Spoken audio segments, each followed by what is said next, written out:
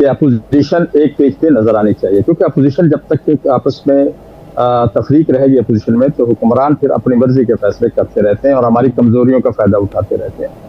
आपने ये भी आपको अंदाजा होगा कि हमारे और पीटीआई के दरमियान में जो फासले थे वो ऐसा लगता था कभी भी वो जो है फासले खत्म नहीं हो सकते, लेकिन हमने उनको खत्म किया।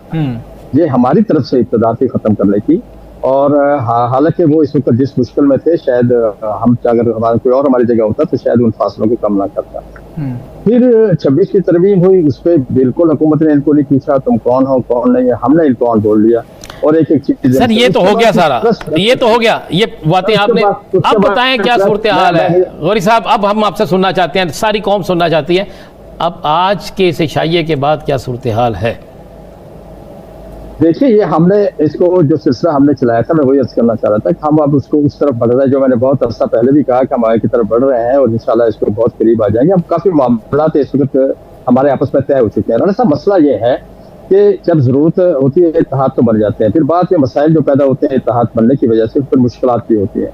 और आपको पता है कि हमने इससे पहले भी बड़े इत्तेहाद देखे हैं और इत्तेहादों के हिस्सा रहे हैं, तो इसलिए हम चाह रहे हैं कि मशवरे के साथ और कोई एक चीज तय हो जाए, कोई उसमें तहरीर की शक्ल में आ जाए।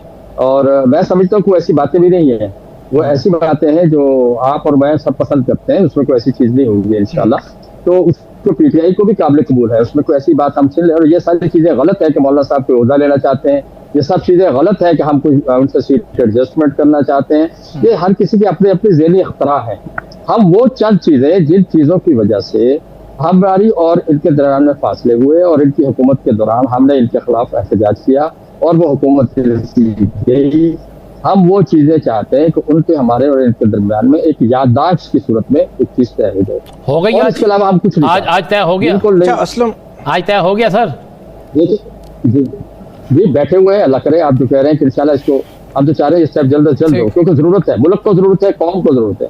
अपोजिशन की अपनी जरूरत अपनी जगह है। जो कुछ ये इन्होंने 2 दिन से इमरान खान का तमाशा बनाया, बीमार है उसको ट्रीटमेंट दे रहे। जी साकिब साहब। गौरी साहब, पीडीएम की सरबराही आपके पास थी, बड़ी भरपूर तहरीक आपने चलाई, आपने एक मुंतखब हुकूमत को उसके खिलाफ अदम एतमाद कामयाब कराने में पीडीएम इकट्ठी थी। और उसके बाद जो कुछ जो है वो पीडीएम सरबराह मौलाना फजल रहमान साहब के साथ जो कुछ 8 फरवरी 2024 के इलेक्शन और उसके बाद हुआ हमें नज़र आ रहा है, क्या जो JUIF है उस अपने पुराने तजर्बे को मद्देनज़र रख कर कि वहाँ हमने कहाँ पे स्पेस दे दी थी और बाद में ये पार्टीज़ ने मुँह ही नहीं मतलब हमारी तरफ किया, तो उसको मद्देनज़र रख कर अब जो है वो अब इस इत्तेहाद में शामिल हो रहे हैं और आप जो कह रहे हैं कि कोई यादाश्त कोई ये चीज़ें जो है वो सारी सिक्योर की जाए? देखिए साकिब साहब, उस दौर में भी एक मुझे याद है 15 या 16 नुकाती हमने एक तरतीब दिया था एजेंडा और उसकी याददाश्त थी, लेकिन उसमें साइन वाइन नहीं हुए थे।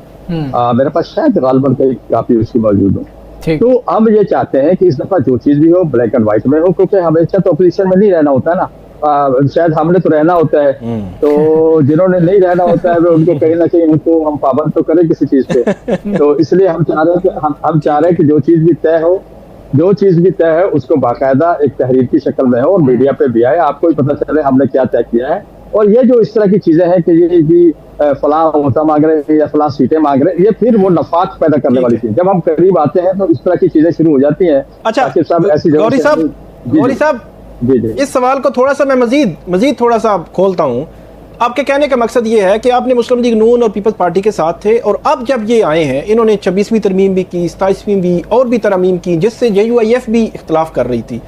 आप मतलब इस लेवल की चीज़ें जो करना चाह रहे हैं कि कल अगर आप जब आप में से कोई पार्टी PTI या कोई इख्तदार में भी आए तो कम से कम इन पॉइंट्स पे जो है वो आप एग्री करें कि आप कुछ नहीं करेंगे, क्योंकि मुस्लिम लीग नून वो वोट को इज्जत दो से लेकर पता नहीं कहां से कहां पहुंच गई। मैं पिछले प्रोग्राम में भी आपके एक दफा कह चुका हूं कि हमें जिन चीजों से PTI की हुकूमत से वही काम कर रहे हैं और वही चीजें जो जिसकी वजह से हमने उनके खिलाफ तहरीक चलाई थी वो चीजें आज मौजूदा हुकूमत भी कर रही है। तो हम ये उस वक्त हमारे साथ थे, उस वक्त हम जब ये बातें करते थे तो हमारे लेफ्ट राइट पर खड़े होते थे, इनको बड़ी पसंद थी बातें। अब वही काम वो कर रहे हैं, उसमें मदारस का मसला है, मसाजिद का मसला, ठीक है, कुछ चीजें हैं ऐसी जिसपे मैं नहीं कहना चाहता कमर वक्त की बातें।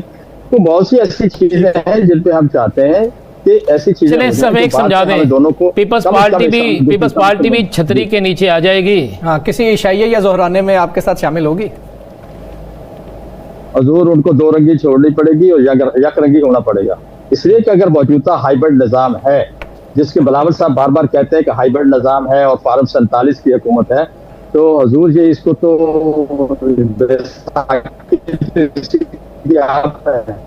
अगर आज ये विसाखी निकलेगी तो ये हाइब्रिड निज़ाम जो ज़मीन बोस हो गया है, तो मैं समझता हूँ कि सिर्फ पीपल्स पार्टी आज अपना रवैया ठीक कर ले।